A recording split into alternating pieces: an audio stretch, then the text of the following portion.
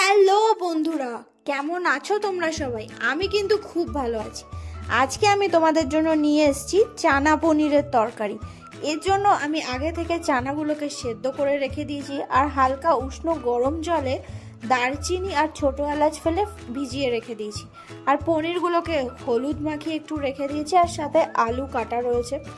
এবার আমি কড়াইতে তেল দিয়ে তেলটা একটু গরম করে নেব, নিয়ে ওর মধ্যে পনিরগুলোকে দিয়ে দিলাম।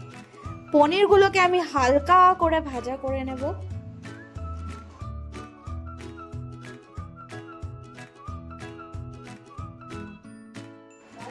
হালকা ভাজা হয়ে গেলে পনিরগুলোকে আমি তুলে নিয়ে পনিরগুলোকে এবার আমি কিন্তু জলে ভিজিয়ে রেখে দেব। এইবার কড়াটা একটু গরম করে নেব, তার মধ্যে আমি সর্ষের তেল দেব, দিয়ে তেলটাকে একটু গরম করব। তো তোমরা দেখতেই পাচ্ছ সর্ষের তেল ঢালা হচ্ছে কড়াইতে। এবার আমি আলুগুলোকে দিয়ে দিলাম, দিয়ে আলুগুলোকে আমি হালকা করে একটু ভেজে নেব।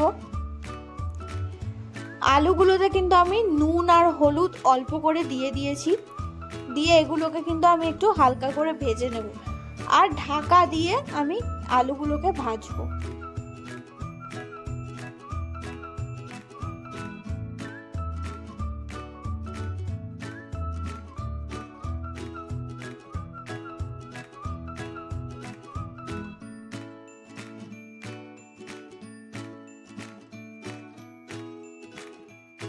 আলুগুলোকে লাল লাল করে আমি ভেজে নিয়ে তারপরে আমি আলুগুলোকে কিন্তু তুলে দেব। লাল লাল করে ভাজা হয়ে এসছে। এইবার আমি আলুগুলোকে তুলে নিয়ে কড়াইতে তেল দিয়ে শুকনো লঙ্কা ফোড়ন দিলাম, তেজপাতা ফোড়ন দিলাম। তারপরে এর মধ্যে আমি একটু গরম মশলা যেমন ছোটো এলাচ আর দারচিনি ফোড়নে দিলাম। এরপর এর মধ্যে আমি একটু দিয়ে দেব গোটা জিরে। গোটা জিরে দিয়ে এটাকে একটু হালকা নেড়ে চেড়ে নেব।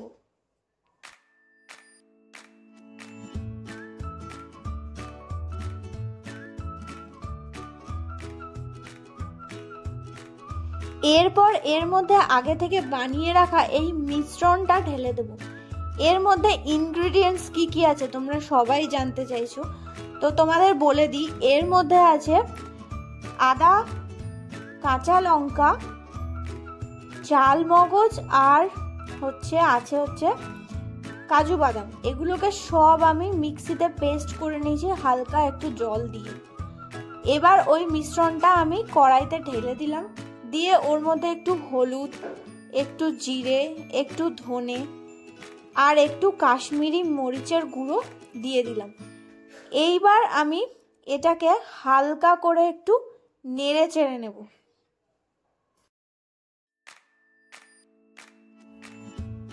এইবার এটাকে নেড়ে চেড়ে নিয়ে এর মধ্যে সামান্য একটু জল দিয়ে দেব, আর একটু নুনও অ্যাড করে দেব।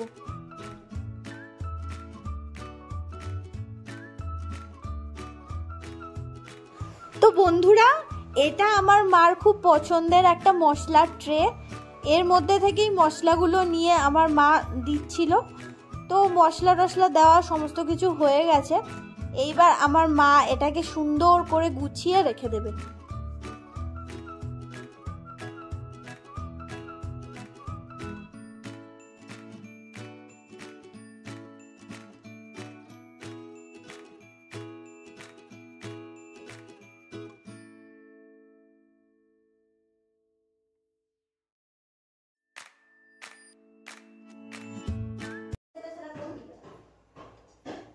এইবার আমি মশলাটাকে ভালো করে কষিয়ে নিলাম, নিয়ে এর মধ্যে কিন্তু আলুগুলোকে দিয়ে দেব।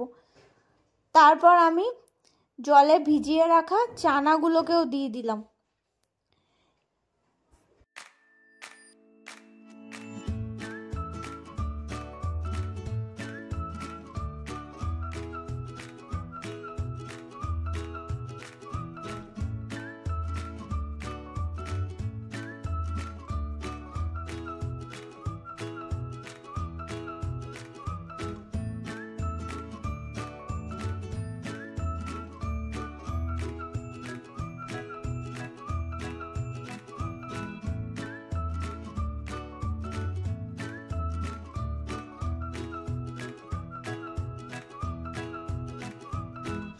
এবার ভালো করে এটাকে কিন্তু কষাতে হবে, বেশ অনেকটা সময় একে কষাবো।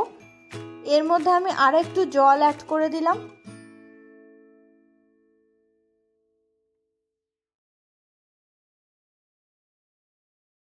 বেশ কিছুক্ষণ এটাকে কিন্তু ফুটিয়ে নিতে হবে। কিছুক্ষণ ফোটানো হয়ে গেলে এর মধ্যে আমি আগে থেকে ভেজে রাখা পনিরগুলোকে অ্যাড করে দিলাম।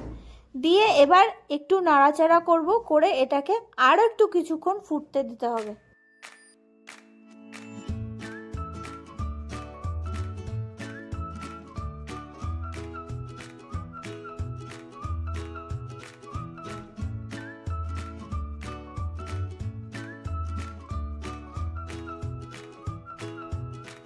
কিছুক্ষণ ফোটার পরে এর মধ্যে একটু হালকা করে গরম মশলা অ্যাড করে দিয়ে একটু নেড়ে চেড়ে এইবার এটাকে কিন্তু আমি নামিয়ে দেব।